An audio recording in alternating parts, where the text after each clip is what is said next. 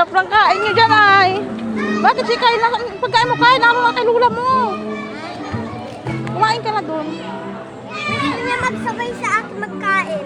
Kumain ka na, doon ka anak. Oh, malalim nga dyan. Malayo ko na.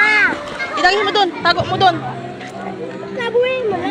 Malaban pa kami. Idagin mo muna kay papa mo. Ano? Dali ko na. Ano doon? Ay, dali mo na lang nga. Ay, ang dami ang alam. Bigyan mo muna kay papa.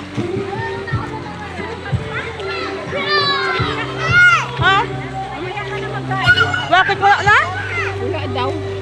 Bakit? Ay, ano yun? Bilang yun. Ay, konti yan. Bilang yun. Marami kasi nagbat. 17 ang tinanong kanina. Ha? 17. Oo, hindi. Hindi ko doon.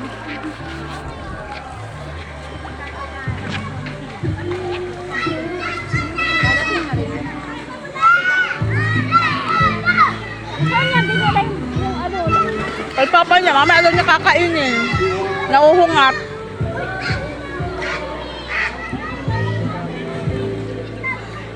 Nag-attendance ba?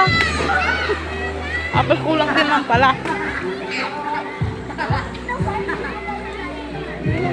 Katulad din yung mga hindi mo makaproperty. Wala rin pagkain. Ah. Bilang yun, alam ko bilang. Nagtanong na kanina, ilan daw? Sabi ni Ninang Ani, 17 daw. Tapos sanang iba.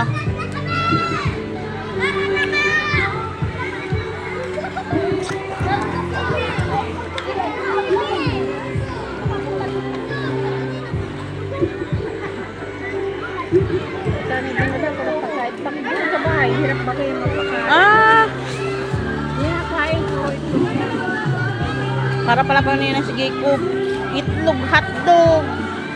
Purgay, oh. Yang corn beef, yan ang gusto niya.